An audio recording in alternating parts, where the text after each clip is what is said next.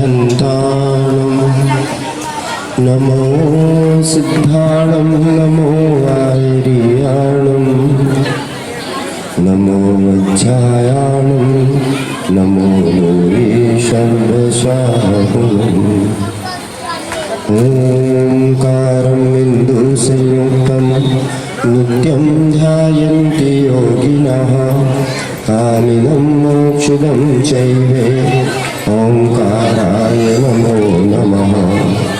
अविरल शक्ति घनौघा प्रक्षालित सकल भूतल मलकलंकः मुनिभृगासातीर्था सरस्वती हरतो दुरितान् अज्ञानतिमिरान्धानां ज्ञानाञ्जनशलाकयः चक्षुर्मीलितं येन तस्मै श्रीगुरुवे नमः। श्री परम गुरुवे नमः। श्री परम्पराचार्य गुरुवे नमः। सकल कलश विध्वंसकं श्रेषां परिवर्धकं धर्म संबंधिकं भवजीवनः प्रतिबोधकारकं पुण्य प्रकाशकं पापनाशनम् इदं श्रीजिनवाणी जीजे नामधेयम्। अस्य मूलग्रन्थकर्तारः श्री सर्वज्ञदेवः तदोर्ध्वं ग्रन्थकर्तारः श्री गणधरदेवा प्रतिगणधरदेवः। तेषां वचनानुसारेण आचार्य कुन्दकुन्दाम्नायानुसारेण विरचितं श्रोतारः सावधानतया श्रवन्तु। मङ्गलं भगवान् वीरो मङ्गलं गौतमो गणे मङ्गलं कुन्दकुन्दाद्यो जैन धर्मोऽस्तु मङ्गलम्। सर्वमङ्गलमाङ्गल्यं सर्वकल्याणकारिकं प्रधानं सर्वधर्माणां जैनं जयतु शासनं जैनं जयतु शासनं जैनं जयतु शासनं। नमः श्री वर्धमानाय निर्धूतकलिलात्मने सालोकानां त्रिलोकानां यद्विद्यादर्पणाय ते।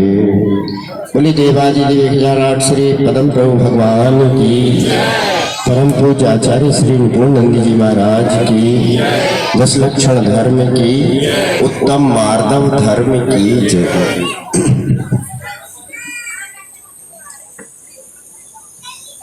आज 10 लक्षण पर्व की इस पावन बेला में उत्तम मार्दव धर्म की चर्चा के लिए हम सभी यहाँ पर एकत्रित हुए हैं। जब भी हम 10 लक्षण धर्म की चर्चा करते हैं और मुख्य रूप से जो पीछे लगा हुआ धर्म शब्द है उसकी चर्चा जब होती है तो हमारे यहाँ पे अनेक परिभाषाएं धर्म की हमें प्राप्त होती हैं। कहीं पे लिखा रत्नात्रय धर्म, कहीं लिखा अहिंसा परमो धर्म, कहीं लिखा दया धर्म इत्यादि अनेक प्रकार से धर्म के साथ जो है शब्द जुड़े हुए हैं। तो यह जो 10 लक्षण धर्म है इसके साथ में 10 लक्षण यानी 10 प्रकार के जो गुण हैं वो धर्म है। वो धर्म के 10 अलग अलग गुण हैं, लक्षण हैं। जैसे सम्यक दर्शन एक है, सम्यक ज्ञान है, सम्यक चारित्र है, यह भी धर्म के गुण। भैया बातें नहीं, इनको बच्चों को अरे या तो आंख से पीछे कर लो यार, वो शांत बैठेंगे बच्चे एकदम है, थोड़ी देर शांति से। अभी पुरस्कार इनाम मिलेगा, सुनोगे शांति से। तो 10 लक्षण जो है ये धर्म के 10 गुण हैं। और कौन से धर्म के? आत्मा के जो चारित्र गुण हैं। अभी मैंने कहा सम्यक दर्शन, सम्यक ज्ञान और सम्यक चारित्र, ये आत्मा के गुण हैं, आत्मा के उत्तर गुण हैं, मूल गुण हैं।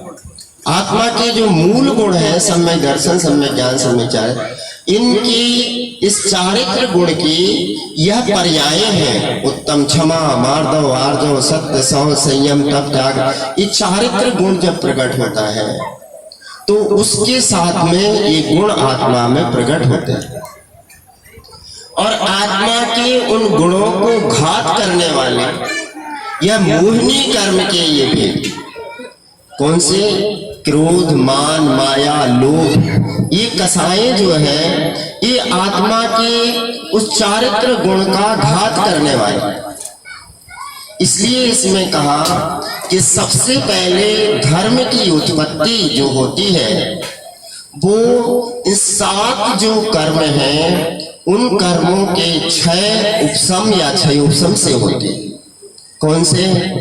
तो कहा 4 सबसे पहले अनंतानुबंधी। अनंतानुबंधी क्रोध, मान, माया, लोभ, मिथ्यात्व, सम्यक मिथ्यात्व, सम्यक, ऐसे 7 जो प्रकृतियां हैं इन 7 कर्मों की प्रकृतियों के क्षय उपशम या क्षयोपशम के बाद धर्म का शुभारंभ होता है। अब आप कहोगे पंडित जी कैसी बातें कर रहे हैं, उसके पहले क्या हम जो ये कर रहे हैं धर्म नहीं है? ठीक है, ये धर्म तो है, लेकिन वास्तविक जो ये कहना चाहिए कि धर्म का जो शुभारंभ होता है वो इन 7 कर्म की प्रकृतियों का या तो क्षय हो या क्षयोपशम हो। तो इन 7 कर्म की प्रकृतियों को सबसे पहले हमें हटाने की आवश्यकता। आज जो हम लोग चर्चा करने के लिए बैठे हैं वो उस आत्मा के मार्दव गुण की चर्चा के लिए यहाँ बैठे। तो मार्दव माने क्या? मार्दव का भावार्थ लिखा है, परिभाषा लिखी है छोटी सी, 2 शब्दों में परिभाषा लिखी, मृदोर भावः मार्दवम्। क्या परिभाषा? मृदोर भावः इति मार्दवम्। मृदोर भाव का मतलब है जो मृदुता रूप परिणाम है, जो कोमलता रूप परिणाम है उसे मार्दव कहा। अब मृदुता रूप परिणाम, कोमलता रूप परिणाम किसके होते हैं? तो उन्होंने कहा आत्मा के होते हैं। जिस आत्मा में वह मृदु भाव प्रकट होते हैं उस आत्मा में अन्य गुणों की उत्पत्ति अपने आप होती है। जिस आत्मा में मृदुता नहीं हो, कोमलता नहीं हो, उसमें अन्य और जो गुण हैं वह प्रकट नहीं हो पाते हैं। बच्चों को जब हम लोग पढ़ाते हैं तो उन्हें एक श्लोक बताते हैं, विद्या ददाति विनयम विनयाद याति पात्रताम पात्रत्वात् धनम वापनोति धनात् धर्म तथा सुखम। ऐसा बच्चों को श्लोक पढ़ाता है कि विद्या ददाति विनयम, कि विद्या से विनय आता है, और विनयाद याति पात्रता, और जिसमें विनय होती है उसमें पात्रता आती है। पात्रत्वात् धनम आपनोति, और पात्रता से धन आता है, और धनात् धर्म, और धन से फिर धर्म करता है, और उसके बाद फिर धर्म से सुख होता है। सुख चाहिए तो क्या चाहिए? धर्म से ही सुख होता है। और धर्म जो करता है, मतलब धर्म के लिए हमें सबसे पहले क्या हुआ? प्रारंभ में विनय चाहिए। जो विद्यार्थी विनयवान होता है उसका गुरु भी उसे सब कुछ बताने के लिए, सब कुछ पढ़ाने के लिए तत्पर रहता है। पहले के समय में विद्यार्थी जाकर के आश्रमों में रहते थे, गुरुकुल में रहते थे, और जिस विद्यार्थी में सर्वाधिक विनय होती थी, नम्रता होती थी, वो गुरु उसे अपना सर्वत्र प्रदान करने के लिए तत्पर रहता है। आज के समय में भी जो बच्चे विनयवान होते हैं, जो झुकते हैं, बड़ों को ढोक देते हैं, उन्हें सब लोग आशीर्वाद देते हैं कि नहीं? तो विनय वह गुण है जो अन्य गुणों को साथ में लेकर के आती है, और जिसमें विनय ना हो तो अन्य गुणों की प्राप्ति नहीं हो पाती। उसमें एक जगह लिखा है कि जो है मृदुता भाव, कोमलता भाव, विनय भाव अन्य गुणों के ज्ञानोत्सर्जन का कारण है। अन्य गुणों के उत्सर्जन का माने प्राप्ति का एक साधन है। तो आत्मा में उन्होंने सबसे पहले क्षमा के बाद दूसरे नंबर पे मार्दव लिखा, क्योंकि और सब कुछ छूट जाए लेकिन जो मान है इसकी घात करने वाली, मृदुता की घात करने वाली जो कसाय मान है, वो छूटने में बहुत समय लगता है। इन्होंने कहा और कसाएं तो छूट जाए, लेकिन मान छूटने में इतना समय लगता है। आदमी सब कुछ दे देगा, रुपया दे दे, पैसा दे दे, सब कुछ दे दे, लेकिन वो कहता है मेरा जो मान है, मेरा सम्मान है, मेरा नाम है, वो रहना चाहिए। उन्होंने अभी महाराज जी सुबह प्रवचन कर रहे, उन्होंने कहा कि चार गतियों में चार कसायों की मुख्यता होती। नरक गति में क्रोध कसाय, मनुष्यों में मान की, त्रियंश गति में मायाचारी की, और देव गति में लोभ कसाय की मुख्यता पाई जाती है। मुख्यता की अपेक्षा से ऐसा नहीं कि मनुष्यों में क्रोध नहीं है, माया नहीं है या लोभ नहीं, कसाय तो चारों हैं, लेकिन मुख्यता की अपेक्षा से मनुष्यों में मान कसाय सर्वाधिक होती है। वो कहता है मेरा नाम रहना चाहिए, मेरा चाहे सब कुछ चला जाए। अरे नाम किसका रहा है? कहते हैं देखो मैं फलाने गोत्र का हूँ, मेरे गोत्र वालों ने ऐसा ऐसा कार्य किया है, वैसा किया है। कहा कौन से गोत्र के हो? रघुवंशी हो, यदुवंशी हो, इक्ष्वाकुवंशी हो? कहता नहीं नहीं ये नहीं है हमारा तो अलग चलता है, हमारा गोत्र तो अलग चलता है, तो तीर्थंकर के गोत्र की तो नहीं है ना। अरे तीर्थंकरों के गोत्र से थोड़ी है, ताकि उनके गोत्र में भी उत्पन्न होने वाले मारीची ने कितने कुमत चला दिए। तो कहा किसी के कुल में जन्म लेने से, किसी के गोत्र में जन्म लेने से वो बड़ा नहीं हो जाता है। बड़ा कैसे होता है? वो अपने मृदु भावों से बड़ा होता है, अपनी आत्मा में निर्मलता रूप परिणाम लाने से, सम्यक की प्राप्ति करने से वो बड़ा होता है। कहा कि जब तक ऐसा लिखा गया है एक जगह कि छोटी छोटी सी बेलें होती हैं, वो नदी का पानी जब आता है तो इतनी वेग से पानी आता है तो वो बेलें एकदम नीचे झुक जाती है और पानी पूरा निकल जाता है, और वो पानी निकलने के बाद फिर खड़ी हो जाती है। लेकिन जो बड़े बड़े पेड़ होते हैं, अक्खड़ पेड़, खड़े रहते हैं, पानी का वेग आता है और वो उनको बहा करके ले जाता है, क्योंकि वो अक्खड़ खड़े रहते हैं, झुकते नहीं है। जो झुकते हैं वो फिर खड़े हो जाते हैं, बड़े हो जाते हैं। एक जगह एक श्लोक हमने पढ़ा, बच्चों को भी पढ़ाते हैं कि परोपकाराय बहन्ति नद्यः, परोपकाराय दुहन्ति गावः, परोपकाराय फलन्ति वृक्षाः, परोपकारार्थमिदं शरीरम। कि जो वृक्ष हैं वो जब उनके ऊपर फल आते हैं तो नीचे झुक जाते हैं, नीचे झुकते हैं, और जो खड़े रहते हैं उनको कोई सम्मान नहीं देता, लेकिन जो झुकते हैं उनको सम्मान की प्राप्ति होती है। तो आज का जो दिन है मार्दव धर्म, ये सिखाने के लिए हमें आया है कि जो 8 चीजें हैं इनसे हमें बच के रहना चाहिए। ज्ञानम पूजा कुलम जातिम बल वृद्धि तपो बपुः अष्टावासित्व मानित्वम इसमय माहुस गतस्मया। रतन कर्ण श्रावकाचार्य में आचार्य समंत्र भद्र स्वामी ने ये श्लोक लिखा कि जो ये 8 चीजें हैं, इन 8 के माध्यम से, इन 8 का निमित्त पा करके यह जीव अपने आप में इतना घमंड कर रहा है, अभिमान कर रहा है, मान कर रहा है कि मेरे जैसा कोई नहीं है, मैं दुनिया में सर्वश्रेष्ठ हूं। अरे ये पहचाने कि मैं सबसे पहले कहां से निकल करके आया, हमारा परिचय क्या है। आप लोग कहां से आए हो? कहां से आए हो बेटा? कोटा से आए हो, बहुत अच्छी बात। आप कहां से आए हो? कोटा से आए हो, अपने घर से आए हो? हाँ तो जैसे बोलो घर से आए हो, घर से आए। कौन सा? देखो ये जो घर है ना, जहां से आप आए हो कोटा में जो घर है, ये अस्थाई एड्रेस है।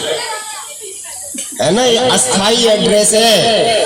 स्थाई एड्रेस तो क्या है, निगोद है। ये समझो कि मैं निगोद से निकल करके आया हूं, मैं किसके ऊपर अभिमान कर रहा हूं।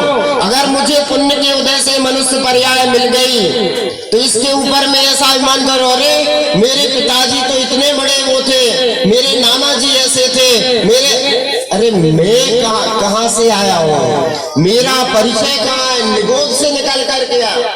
और निगोद में मैंने 18 बार जन्म मरण के दुखों को भोगा। एक सांस में जितना समय होता है, इतने समय में 18 बार जन्म और मरण के दुखों को भोग करके आया हूं। कभी 1 इंद्रिय हुआ, कभी 2 इंद्रिय हुआ, कभी 3 इंद्रिय, कभी 4 इंद्रिय, कभी 5 इंद्रिय में असंगी बना, कभी पशु बना, नरक में जाकर के आया, त्रियंश में जाकर के आया। आज मनुष्य गति मिली है तो मनुष्य गति पा करके ही, और बस इतना अभिमान में कि उसको कुछ अपना ध्यान नहीं कि मैंने पिछले जन्म में क्या प्रार्थना की थी भगवान से, हे प्रभु एक बार मनुष्य की पर्याय मिल जाए, बस अपनी बार सम्यक दर्शन की प्राप्ति करके और मैं इस संसार के दुखों से छूट करके भगवान और उत्तम गति में जाना चाहता हूं। ये प्रार्थना की। हर गति में, त्रियंश गति में जब पूर्व भवों का, उसमें नरक गति में जब पूर्व भवों का स्मरण उसको होता है तो यही तो करता है, मैंने कितने पाप किए, मैंने झूठ बोला, मैंने और ऐसे सत्य व्यसनों को किया, हे प्रभु उनका मैं दुख भोग रहा हूं। हे भगवान सिर्फ एक बार मेरी प्रार्थना सुन लो, एक बार मनुष्य पर्याय मिल जाए। फिर त्रियंश गति में जाता है, जब भार इतना उसके ऊपर लादा जाता है तो वहां भी यही प्रार्थना करता है, हे भगवान मैं इतने दुखों को भोग रहा हूं, मैंने पिछले भवों में बहुत खोटे कर्म किए, हे भगवान एक बार मनुष्य गति मिल जाए, मैं संयम धारण करके सम्यक प्राप्त करके और मुक्त होना चाहता। इसलिए भगवान मनुष्य गति मिली, और मनुष्य गति मिली तो मनुष्य गति में आकर के इतना महान कसा। सबसे उमा स्वामी समंत्रभद्र स्वामी ये कहते हैं श्रावकाचार में कि 8 के माध्यम से प्रति समय इसको माना रहा है। सबसे पहला उन्होंने लिखा ज्ञानम। तो एक बात बताओ ऐसा मुझे कि जो ज्ञानी होगा तो ज्ञानी को ज्ञान का मद होगा कि अज्ञानी को? ज्ञानी को होगा। अगर ज्ञानी है तो ज्ञान का मत कैसा? अगर ज्ञानी है वास्तव में तो ज्ञान का मद नहीं हो सकता। किसी ने कहा कि विद्वान को समझाना आसान है, मूर्ख को समझाना उससे भी आसान है, लेकिन ना तो जो विद्वान है ना मूर्ख है, जो बीच का है ना उसको समझाना बिल्कुल बहुत कठिन काम है। उसको भगवान ने मुश्किल से समझा जाए, क्योंकि उसको ऐसा भान है मुझे तो सब आता है। बच्चे सुनो, एक बार क्या हुआ, एक पहेली पूछता हूँ, ध्यान से सुनना सब। एक बार एक व्यक्ति मिला, देखो वो बेचारा नाव चलाता था, ऐसे चंबल में नाव चला रहा था। तो ये बहुत पढ़ा लिखा बिल्कुल जेंटलमैन आदमी टाई वाई लगा करके और पहुंचा, उसको नदी के उस पार जाना था। उसने कहा भाई ठीक है, बैठा लिया नाविक ने उसमें। अब वो उसने कहा इतना लंबा सफर है तो कुछ बातचीत करें। अब वो जो इतना होशियार आदमी था उसने कहा कि देख भाई मैं तेरे से एक प्रश्न पूछूंगा, यदि तू मेरे प्रश्न का उत्तर दे दिया तो मैं तुझे 10 रुपए दूंगा, और फिर तू मेरे से पूछना, और यदि तूने मुझसे पूछा और मैंने प्रश्न का सही उत्तर दिया तो तू मेरे को 5 दे देना, क्योंकि मुझे तो सब आता है। ठीक है। अब यहां से प्रारंभ हुई चर्चा। उसने कहा ठीक है भैया पहले मैं पूछ लेता हूं। किसने? नाविक ने। वो कहता है ये बताओ एक ऐसे जानवर का नाम बताओ जो जमीन पर भी चलता है, पानी में भी चलता है और आकाश में भी उड़ता है। उसके 4 पैर होते हैं, उसके 2 हाथ होते हैं, उसकी आंखें 4 होती है, नाक 1 होती है। ऐसे जानवर का नाम बताओ। तुम्हें पता ना, वो अब दिमाग लगा रहा है अपना पूरा, वो पढ़ा लिखा, उसने देखा मैंने सारे जितने भी ग्रंथ थे सब कुछ पढ़ डाले, सब कुछ हमने अध्ययन किया, लेकिन मेरे को तो ऐसा जानवर मिला ही नहीं। खूब दिमाग लगा, आखिर में वो कहता है भैया मुझे तो तुम्हारे प्रश्न का उत्तर नहीं आया। अब वो कहता है अब तुम पूछो। अब वो पूछता है, वो पढ़ा लिखा आदमी, वो पूछता है भैया मुझे तो इस प्रश्न का उत्तर नहीं आया, अभी जो तुमने हमसे प्रश्न पूछा है इसी का उत्तर आप हमें बता। तो वो कहता है भैया इस प्रश्न का उत्तर तो मुझे भी नहीं मालूम है, लाओ मेरे 5 रुपए। ये बात ही हुई थी कि वो 10 देगा और ये 5 देगा।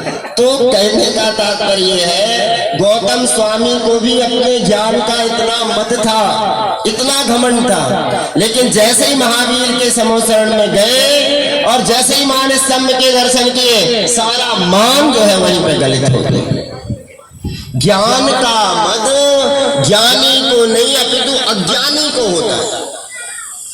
जो वास्तविक ज्ञानी है वो ये जानता है कि अभी मुझे केवल ज्ञान हुआ ही नहीं है, और जब तक केवल ज्ञान नहीं हुआ तब तक मेरा सारा ज्ञान अपूर्ण ही है।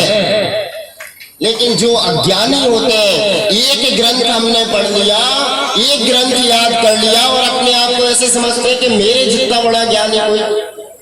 हम तो ये कह रहे हैं 2 घंटे तक हम व्याख्यान कर दें, हम सारा तत्वार सूत्र मौखिक सुना दें, ऐसा कर दें, इतना अभिमान। इसलिए कहते हैं कि जहां ऐसा अभिमान आ जाता है वहीं पर उसका विकास, वहीं पर उसके ज्ञान की आराधन का जो स्रोत था वो बंद हो जाता है।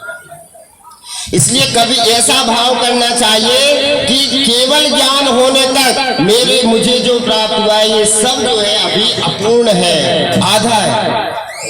जब तक केवल ज्ञान नहीं हो जाता तब तक मुझे इसमें और परिश्रम करना। तो वो कहते हैं कि ज्ञान के माध्यम से, छोटे अल्प ज्ञान के माध्यम से उसे अभिमान होता है, इसलिए उस ज्ञान के स्रोत से, उस ज्ञान के माध्यम से जो मान आ रहा है, मान कसाय आ रही है, उसको छोड़ने की आवश्यकता। एक होता है ज्ञानम पूजा, पूजा यानी क्या? प्रतिष्ठा। हमें जो प्रतिष्ठा मिलती है वो किससे मिलती है? ये पूर्व जन्म का पुण्य का उदय होता है, उससे प्रतिष्ठा मिलती है। समाज में आज आपको सम्मान के साथ कोई व्यक्ति बुलाता है आदर से, ये समझना चाहिए कि हमारे कोई पूर्व जन्म के पुण्य का उदय है, तो पूजा प्रतिष्ठा मिलती है। और यदि उस प्रतिष्ठा के माध्यम से अभिमान कर लिया, अरे मुझे तो लोग सम्मान से बुलाते हैं, मंच पे बिठाते हैं, और उसका अभिमान कर लिया, तो वो कहते हैं कि वो जो सारा किया हुआ है वो भी सब समाप्त हो जाता है। जितना सम्मान मिलता है व्यक्ति को उतना और ज्यादा विनम्र होना आवश्यक है, क्योंकि ये समझना चाहिए कि पूर्व जन्म के पुण्य के उदय से प्राप्त हो रहा है। और इस भाव में यदि मैं विनम्र होकर के लोगों की सेवा करूंगा, समाज की सेवा करूंगा, तो ये प्रतिष्ठा पूजा हमें और आगे प्राप्त होगी। जैसे जो समाज में अध्यक्ष मंत्री ये सब बनते हैं, ये समझना चाहिए इनको कि हमारा कोई पूर्व जन्म का पुण्य का उदय था, जो हमें भगवान की और समाज की सेवा करने का सौभाग्य मिला है। अभिमान नहीं करना चाहिए कि मैं ये बन गया हूँ। हम तो ये बने हैं इसलिए हमें पुण्य के उदय से सेवा करने के लिए सौभाग्य मिल गया। मैं बड़ा सौभाग्यशाली हूँ कि हमें समाज की सेवा करने का अवसर मिल रहा है। और वस्तुतः यह पूजा के, इस प्रतिष्ठा पूजा के माध्यम से, प्रतिष्ठा के माध्यम से लोगों में अभिमान आ जाता है। एक है कुलम, अपने कुल का अभिमान। मेरे पिताजी ऐसे थे, अपना परिचय स्वयं से नहीं देता, मैं क्या करूं, मेरे पिताजी वो है अमुक चंद जी, जिन्होंने वो वहां पे मंदिर बनवाया था। अरे मैं कब पिताजी ने बनवाया था, आपने क्या किया? अगर हम उनके बताए हुए मार्ग पर चल रहे हैं तब तो अभिमान करने का तुम्हें अधिकार है अपने कुल का। यदि तुम्हारे कुल से कोई मुनि महाराज बनाए, किसी ने सम्यक को प्राप्त करके और मोक्ष मार्ग को लिया है, तब तो ये कहना चाहिए हाँ मेरे पिताजी मुनि महाराज थे, मुझे अभिमान है कि जैन कुल के संस्कार हमारे परिवार में रहे हैं, उसका अभिमान करना चाहिए। ये नहीं कि हमारे पिताजी इतने बड़े व्यवसायी थे, इतना रुपया धन दौलत था। अरे वो तो था तो वो लेकर के नहीं गए ना, क्या लेकर के गए? कुछ भी नहीं।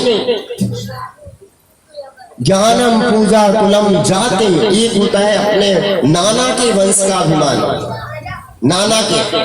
कई बार किसी का मामा या नाना कोई बहुत बड़े पद पे हो, बड़ा व्यापारी, तो फिर वो अपना परिचय अपने पिताजी से या वहां से नहीं देता, वो फलाने चंदी हमारे मामा जी।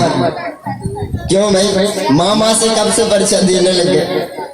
लेकिन वो उनके बड़े होने का, उनकी प्रतिष्ठा का खुद अभिमान कर रहा है, उसका घमंड कर रहा है। मेरे मामा जी कुछ भी कानून तोड़ेगा फिर पुलिस को फोन, फलाने चंदी मेरे मामा है, लो बात ऐसा।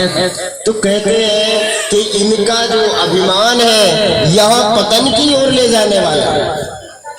ज्ञानम पूजा कुलम जातिम बल वृद्धि तपो, एक बल के माध्यम से भी, बल के माध्यम से भी उसे घमंड आता, मान आता। शरीर हिष्ट पुष्ट है, सब कुछ है, लेकिन थोड़ा सा रोग उदय में आने के बाद वो सब क्षीण हो जाता है। अभी हम लोगों ने अपनी आंखों से दुनिया में वास्तविकता को देखा। उस समय पहले कितने बड़े बड़े लोग एक समय में, एक झटके में जो है मृत्यु को प्राप्त हो गए। शरीर इतना बढ़िया था, हृष्ट था, और रोग हुआ और फिर एकदम जीर्ण शीर्ण हो गए। तो इस शरीर का कितने समय के वास्तविकता को देखने में ऐसे लगता है कि संसार की स्थिति क्या है, कब कौन सी महामारी आ जाए, कब कौन सा रोग आ जाए और कितने लोग अकाल मरण को प्राप्त हो जाए।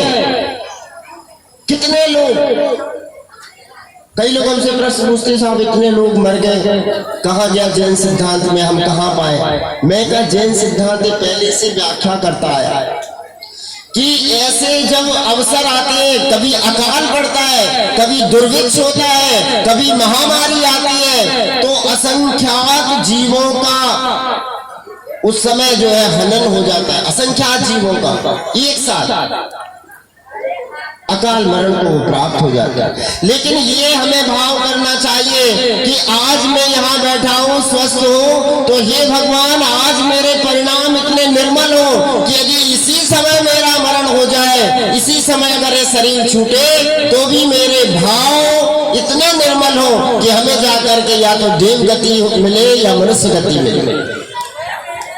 क्योंकि प्रति समय हमारे परिणामों में परिणमन चल रहा है। अभी यहाँ बैठे तो भी परिणमन हो रहा है, घर पे जाएंगे तो परिणमन होगा, प्रति समय भावों में परिणमन हो रहा है। उस समय तो थोड़ा बहुत हमारे मन में वैराग आया होगा। जब कोरोना काल था ना, जब रोजाना खबरें पढ़ते थे आज इतने लोगों का मरण, उस समय जरूर थोड़ा थोड़ा वैराग्य सबके आया कि अरे क्या पता कब इसको चला जाना है। हमने इतने समय तक धन दौलत को इकट्ठा करने में पूरा समय लगा दिया, लेकिन अब पता नहीं है हमारे शरीर का, हमारे परिवार का, हमारे समाज का कि कौन व्यक्ति रहेगा कौन नहीं रहेगा। ऐसा मन में भाव आता था कि रोजाना नई खबर सुनते थे। लेकिन उस समय से जब निकले तो फिर वैसा ही ठीक है, हो गया, आया जो गया सो गया, ठीक है। ये भाव हमारे मन में हमेशा रहना चाहिए। मैं तो ये कहना चाहता हूँ हमेशा रहना चाहिए कि क्या पता किस समय तक हमारा ये शरीर हमारे साथ में है और किस समय ये छोड़ करके चला जाएगा। तो ये शरीर छोड़ करके आत्मा जाए उससे पहले इतना पुण्य हमारे खाते में रहे कि हमें जो है उत्तम गति की प्राप्ति हो। मान महाविष रूप करहि नीच गति जगत में, कोमल सदा अनूप सुख पावे प्राणी से। कोमल सुधा अनूप उन्होंने लिखा। जो कोमलता है, जो मृदुता है, जो विनम्रता है, वह अमृत के समान होती है। सुधा माने अमृत के समान। और हमेशा जो है कोमल परिणामों वाला, मृदु परिणामों वाला सुखी को प्राप्त होता है। तो अभी मैंने कहा ज्ञानम पूजा कुलम जातिम बल वृद्धि तपो बपू। एक शरीर के माध्यम से भी अभी मैंने कहा कितना हमें अभिमान होता है, लेकिन यह रूप कुछ समय के लिए रहता है और बाद में क्षीणता को प्राप्त हो जाता है। ये पूरा का पूरा जो कुछ भी हमें दिख रहा है, ये सब जल के बुदबुदे के समान है। जैसे ही जल में कंकड़ डालते हैं, थोड़े बुलबुले उठते हैं और अगले पल में समाप्त हो जाते हैं। उसी प्रकार से ये सारा का सारा जो हमें दिख रहा है, चाहे हमारा ज्ञानम हो, कुल हो, जाति हो, बल हो, रिद्धि हो, तप हो, हमारा शरीर हो, ये सब चीजें जो है जल के बुदबुदे के समान है। पुण्य के उदय से हमें प्राप्त हुई है और ऐसे इनके ऊपर अभिमान करके हमारा पूरा जीवन यदि मैंने निकाल दिया तो पुनः ये प्राप्त हो जाए ये आवश्यक नहीं है। उसमें लिखा ना, उत्तम हुआ चांडाल हुआ भूप कीड़ों में गया। मैंने देव गति से मरण को प्राप्त होकर के सीधा स्थावर बन जाता है। कितनी बड़ी विचित्रता है परिणामों की। कितने पुण्य के उदय से देवगति मिली होगी और उस देवगति में अभिमान करके पूरा समय व्यतीत करके और कहते चय थावर तन धरे, वहां से आकर के स्थावर की पर्याय में चले। कोई राजा मर करके भूप कीड़ों में गया, कीड़ा बन जाता। कितना बड़ा राजा था और वो वहां से मर करके कीड़ा बन जाता है। कीड़ा, दो इंद्रिय तीन इंद्रिय जीव बन जाता। कितनी विचित्रता है परिणामों की। ये भाव करना चाहिए कि जो मुझे 10 लक्षण पर्व मिले हैं, ये पर्व के दिन इसलिए मिले हैं कि मैं अपने आत्म शोधन कर सकूं, आत्म चिंतन कर सकूं, आत्म विश्लेषण कर सकूं। हमारी आत्मा में अनादि काल से हमने कितने कर्मों का संचय किया और वो कर्म हमारे संचय होकर के आज जो है वह पुण्य रूप परिणित हो जाए, पुण्य के रूप में उदय में आ जाए और जो हमने पाप कर्म संचित किए हैं उन कर्मों की निर्जरा हो जाए। ऐसे भाव करने के लिए, ऐसा विचार करने के लिए पर्व के दिन हमें मिले। तो आज मार्दव धर्म के दिन हमें कम से कम इतना विचार मन में आना चाहिए कि हे प्रभु, बड़े जतन के पश्चात पूर्व जन्मों के असंख्यात जो जन्म हमने धारण किए, उनके पुण्य कर्मों के द्वारा उदय में से हमें मनुष्य पर्याय मिली।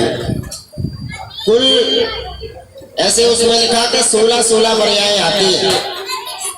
16 मनुष्य के, 16 स्त्री पर्याय के और 16 नपुंसक पर्याय। ऐसी कुल 48 पर्यायों में मिलती है। किसमें? 84,000 में से।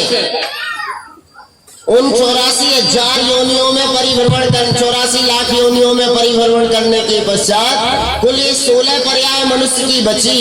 उस मनुष्य की पर्याय में भी कभी आर्य खंड में जन्म हो गया तो ठीक लगेगा, अगर मलेच्छ खंड में मनुष्य बन गया तो क्या फायदा होगा। मलेच्छ खंड में गया तो वहां तो जन्म से ही मांसाहारी है, संस्कार नहीं है, तो एक पर्याय तो वही कम हो गई। और यदि मान लो यहाँ पर भी आकर के दूसरी पर्याय में किसी ऐसी जाति में जन्म, मान लो कोई मछुआरे के परिवार में जन्म हो गया जो नाव चलाता है, तो वहां पर तो जन्म से ही उसको जीव हिंसा करने का काम, तो एक पर्याय वैसे खत्म। कितनी सी पर्याय, ये बताओ कि 16 पर्याय में से कितनी पर्याय होगी जिसमें जैन कुल मिलेगा। कुल 84 लाख योनियों में ये जीव परिभ्रमण करता है। उसमें से कहा कि 16 मनुष्य की पर्याय है मात्र, और 16 मनुष्य की पर्यायों में से भी कितनी पर्याय निकल गई, ये से समझो कि ये आखिरी है। ये आखिरी पर्याय मनुष्य की बची हुई है। यदि इसमें हमने सम्यक की ओर कदम नहीं बढ़ा पाया, यदि सम्यक दर्शन की प्राप्ति हमने नहीं कर पाई, तो ये मनुष्य पर्याय मिलना और मिलकर के ऐसे उन्होंने लिखा, वो कहते हैं कि जिस प्रकार से कोई अज्ञानी व्यक्ति कुछ पत्थर समुद्र के किनारे पड़े हुए उनको समुद्र में फेंक रहा है, किसके लिए? कौवे भगाने के लिए। जब आखिरी वाला बचा, कोई ज्ञानी व्यक्ति आया, उसको कहता, अरे मूर्ख, क्या करा तुमने? इतने बहुमूल्य रत्नों को तुमने समुद्र में फेंक दिया। अरे ये रत्न थे, मुझे तो पता ही नहीं। तो कहा तूने अज्ञानता के बस सारे रत्नों को समुद्र में फेंक दिया, अब दोबारा उसमें से निकाल करके लाना जितना कठिन है, उसी प्रकार से 84 लाख योनियों में ये आखिरी मनुष्य की पर्याय है। अब तक जितनी मिली सब व्यर्थ में चली गई, अब उनको लाना बहुत दुर्लभ। और अगर ये भी हाथ से निकल गए तो फिर पुनः मनुष्य पर्याय मिले, और मनुष्य पर्याय में भी जैन कुल मिल जाए, जैन कुल में भी अच्छी आयु मिल गई, निरोगी शरीर मिल गया, इतने सारे साथी मिले, गुरु महाराज का हमें सानिध्य प्राप्त हो गया, और क्या चाहिए? यदि इतना सब कुछ प्राप्त करने के बाद भी अगर आत्मा के परिणामों में थोड़ी सी कोमलता नहीं आ पाई, एक साथ हटाना तो बहुत मुश्किल है। मैंने अभी कहा कि मान कसाय हटाओ, और आपने कहा ठीक है लीव हटाता, ऐसे हटती है? अभी मैंने कहा मान कसाय नहीं करना है, ये मान कसाय के दुष्परिणाम, तो आपने कहा ठीक है चलो ये हटा दी, ऐसे हट जाता है? अरे इतना सरल नहीं है। एक छायक सम्य दृष्टि जैसा भरत चक्रवर्ती का जीव, उसको भी एक बार मन में आया चलो मैं भी अपना नाम लिख दूं। नाम की बड़ी अभिलाषा हो, बहुत चाह होती है, तो ये मान कसाय छूटना बहुत कठिन काम है। अरे छूटे नहीं, लेकिन उस कसाय में थोड़ी मंदता तो आ जाए, बस थोड़ी कोमलता आ जाए, थोड़ा सा झुकना आ जाए हमारे अंदर। अरे मैं ये समझो कि हम लोगों ने एक नया जीवन प्राप्त किया है। पिछले बार कोरोना के टाइम में कितने लोगों को ये रोग हो गया, और जितने लोगों को रोग हुआ उसमें बहुत लोगों की तो बचने की आशा कम थी। तो ये से समझना चाहिए कि हमारे परिवार में नहीं आया, ये हमारा कोई परिवार कोई पुण्य के उदय से सुरक्षित है। आज भगवान की जिनेंद्र की आराधना कर रहा है, ये हमारे पूर्व जन्म के पुण्य का उदय है। हजारों लाखों करोड़ों लोग चले गए, उसमें से अगर हम लोग सब सुरक्षित हैं तो ये समझना चाहिए कि भगवान की पूजा का, जिनेंद्र भगवान के अभिषेक आदि का, हमारे गुरुओं को जो हम आहार दान करते हैं उसका, और जो अपने परिणामों में कोमलता रखते हैं उन कोमलता रूप परिणामों के उदय से हमें ये सब कुछ आज प्राप्त हो रहा है। तो अब मैं अब से मान कसाय में मंदता लाऊं। मुझे कोई अभिमान नहीं करना है, मुझे कोई ये नहीं भाव चाहिए कि मैं बड़ा हूं समाज में, मैं इसमें सर्वश्रेष्ठ हूं। अरे ये सब हमें पुण्य के उदय से प्राप्त हुआ है, आज प्राप्त हुआ है, कल समाप्त हो जाएगा। तो ऐसी भावना करके, और आज उत्तम मार्गव धर्म के दिन हम सब लोग ये भाव करें कि हे जिनेंद्र भगवान, हमारी उस कसाय में थोड़ी मंदता आ जाए, और मैं निरंतर देव शास्त्र गुरु के प्रति विनम्र बना रहा हूं। देखो अभी पूजा जो आज की थी ना, उसमें आया पूरा कि देव के प्रति, शास्त्र के प्रति, गुरु के प्रति, कीर्तन अकीर्तन जिनालयों के प्रति, सिद्ध क्षेत्र अतिशय क्षेत्रों के प्रति विनम्र भाव में करता रहूं। उसके लिए ये भगवान हमारी आत्मा में निर्मलता रहे, कोमलता रहे, और हमारी आत्मा में कभी ऐसे कठोर परिणाम ना आवे, इस भावना से भगवान के चरणों में अर्पण। तो ऐसी यह विनम्रता रूप, कोमलता रूप परिणाम का धारण करने वाला, धारण कराने वाला यह मार्गव धर्म है। हम सबकी आत्मा में यह प्रकट हो।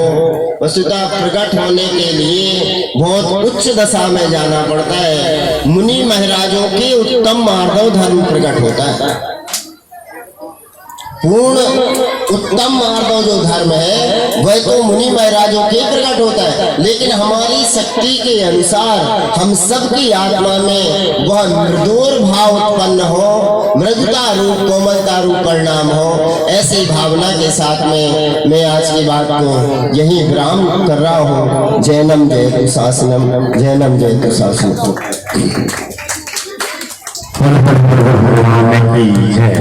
आज